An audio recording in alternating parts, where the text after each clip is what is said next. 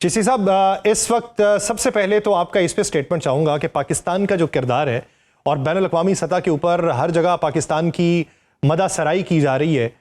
माजी में तो हर्जा सराही हमें सुनने को मिलती रही है, तो ये मदासराई तक पहुँचने में हमने कौन कौन से दश्त जो हैं उनकी खाक को छाना है और फूंका है और फिर हम यहाँ तक पहुँचे? जी यासिर साहब, बहुत शुक्रिया, आपने इनवाइट किया है। देखिए, मैं तो फिर हमेशा से ही मई 2025 से शुरू करता हूं, लेकिन उस पर टाइम नहीं लूंगा मैं। उस वक्त हमारी, जो आप कह रहे हैं कि हर्जा सराई और बड़ा कुछ होता था, इसी पे दुनिया में और ख़ास तौर पे यही इंप्रेशन हिंदुस्तान चाहता था कायम हो। फिर मई 2025 का जो वाक़या हुआ और कॉन्फ्लिक्ट हुआ, मैं आज भी कहता हूं कि पाकिस्तानी कौम, मुसल्लह अफ़वाज और पाक फ़िज़ाइया ने हमारा कॉन्फिडेंस भी रिस्टोर किया और एक हिंदुस्तान को न्यू नॉर्मल बनाने से बाज रखा कि वो ऐसा ना करे कि भावलपुर या इस तरह की जगहों पर हमला करके वो जज, ज्यूरी, एग्जीक्यूशन खुद ही बन जाए।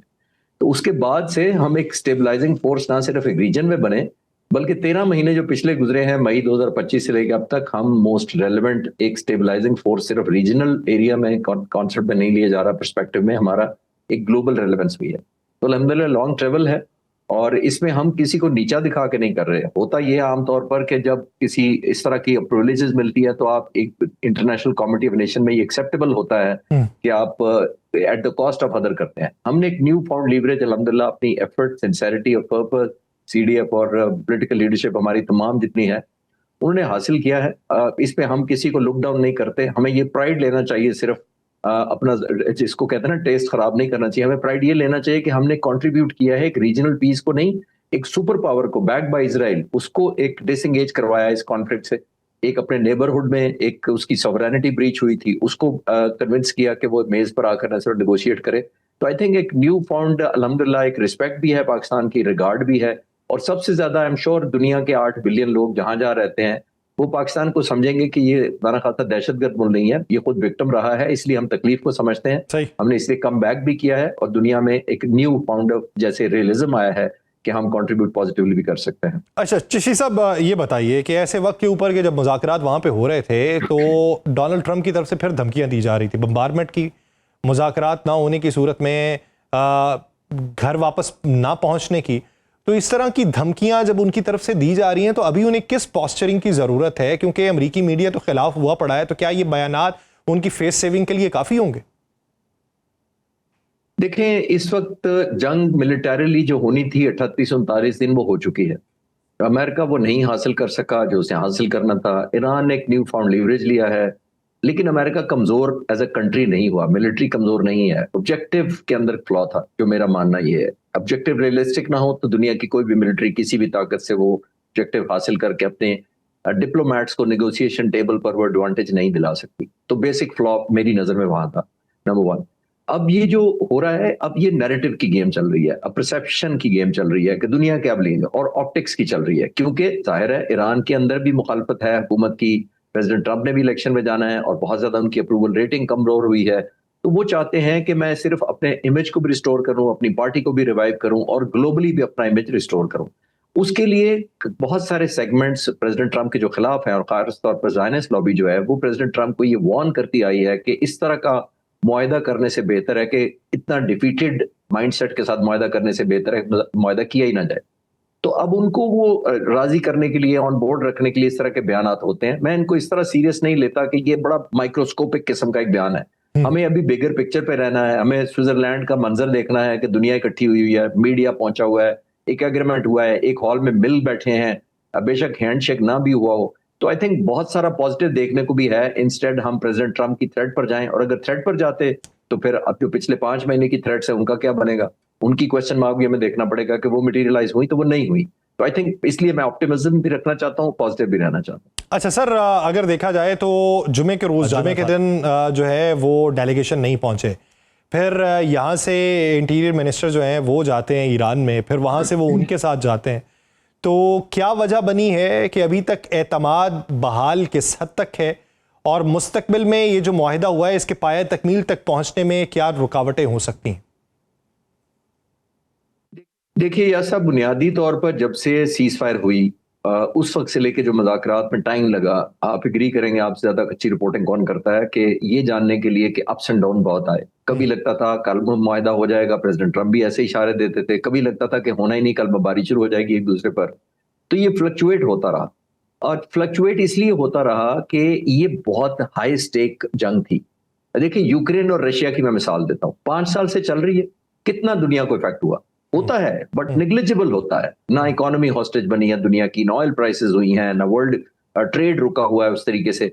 तो वो एक स्टैंड लोन जंग है, दुनिया इफेक्ट नहीं हुई। ये सिर्फ 38-39 दिन जंग हुई है, दुनिया कैसे हॉस्टेज बन गई। तो आई थिंक बहुत ज्यादा डाइवर्जेंट किस्म के जितने मिलिट्री ऑब्जेक्टिव होंगे, और खास तौर पर अगर वो अचीव ना किए जा सकें, तो उतना ही ज्यादा चैलेंजिंग हो जाता है उनको कन्वर्ज करने के लिए, जो पाकिस्तान का इस वक्त रोल था।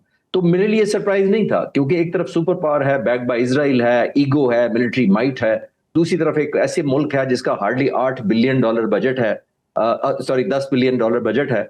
अमेरिका का इस दुनिया का जितना मिलिट्री स्पेंडिंग है, 41% बजट वो कंज्यूम करता है, अमेरिकन मिलिट्री करती है। और अगले 10 मुल्क जो हैं वो मिलाकर भी अमेरिकन बजट से कम है, जिसका क्या मतलब है कि अमेरिकन प्रेसिडेंट पर एक ऑब्लिगेटरी है कि उन्होंने साबित करना है कि मेरी मिलिट्री माइट या मेरी जो पावर है वो अभी भी सबसे ज्यादा जो कि है।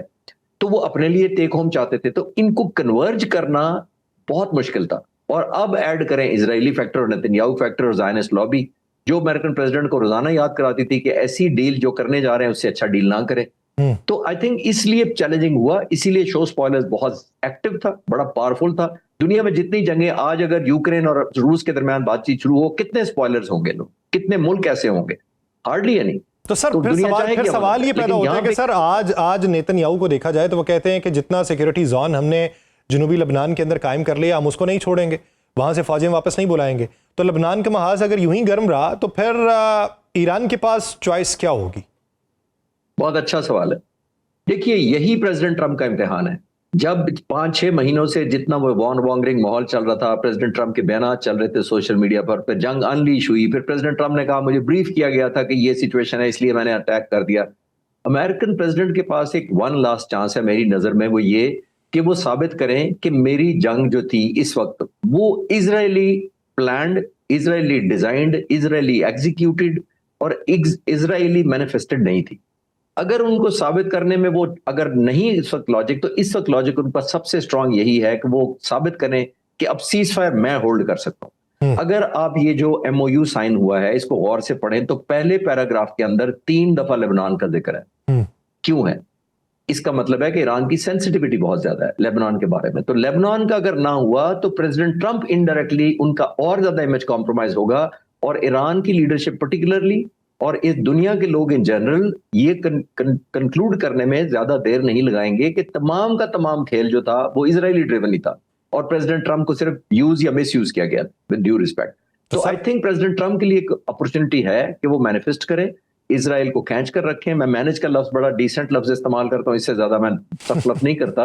तो आई थिंक जितना वो करेंगे उतना ही ज्यादा चांसेस हैं कि ये 60 दिन में आगे भी बढ़ेगी, उतना ही सीज फायर होल्ड करेगा, उतना ही जल्दी तो सर बसद एहतराम फिर ये बताइए कि बेंजामिन नेतन्याहू के पास क्या ऑप्शन होगा कि 84% गैर मकबूलियत वहां पे पाई गई है इस जंग के नताइज के हवाले से, और अगर वो जनूबी लबनान से भी फौजें वापस बुला ले तो फिर अक्टूबर में होने वाले इलेक्शन और वहां पे मुखालिफ उठने वाली आवाजें उनको कैसे आराम करेगा?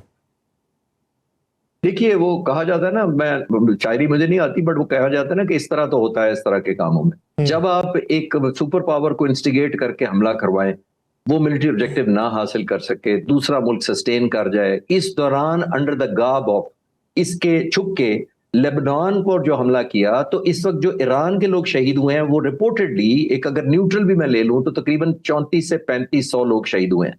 जबकि लेबनान में जिसमें सिर्फ इजराइल बमबारी कर रहा था, ईरान के मुकाबले में जब वहां अमेरिका और इजराइल मिलकर कर रहे थे, वहां सिर्फ इजराइल बमबारी कर रहा है। इतने छोटे से टुकड़े के अंदर 3900 लोग शहीद हुए हैं, 1 मिलियन से ज्यादा होमलेस हुए हैं और डिस्प्लेस हुए हैं।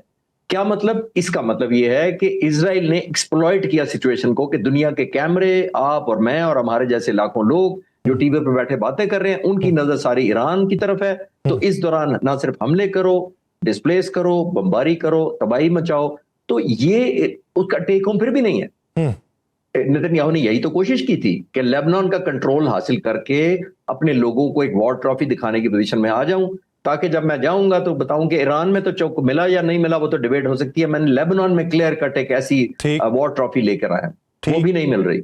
और ईरान की वेरी लॉजिकली एक सेंसिटिविटी है, बिकॉज ये आज का नहीं है, रोनाल्ड रेगन के जमाने में एस्टेब्लिश हुई थी हिजबुल्लाह, उस वक्त से लेकर ईरान पासदारी करता रहा है, इस ऑर्गेनाइजेशन की सपोर्ट करता रहा है। तो अब ईरान के लिए ऑब्लिगेटरी है for future in middle east कि वो उसको ऑनर करे। राइट और रॉन्ग और एथिक्स मोरालिटी की तो मैं बात ही नहीं कर रहा, मैं तो ठीक। सिर्फ मिलिट्री स्ट्रेटजी की बात कर रहा हूँ। ठीक। आई थिंक ईरान की सेंसिटिविटी, जैसे मैंने कहा कि मुआहदे में बहुत सेंसिटिविटी पहले पैराग्राफ में नजर आती है, वो जस्टिफाइड है। और मेरा नहीं ख्याल कि अगर ईरान ने देखा कि हिजबुल्लाह को डिस्ट्रक्शन जारी है या लेबनान के अंदर तबाही जारी है, तो मेरा नहीं ख्याल आगे चल पड़ेगा। और यही मैंने जैसे अर्ज किया पिछले सवाल के जवाब में, प्रेसिडेंट ट्रंप का बहुत बड़ा इम्तिहान है। प्रेसिडेंट ट्रंप का बहुत बड़ा इम्तिहान है कि वो इस पूरे मंजरनामे से कैसे निकलते हैं और इजराइल के ऊपर अपना दबाव किस तरीके से बढ़ा पाते हैं। बहुत शुक्रिया।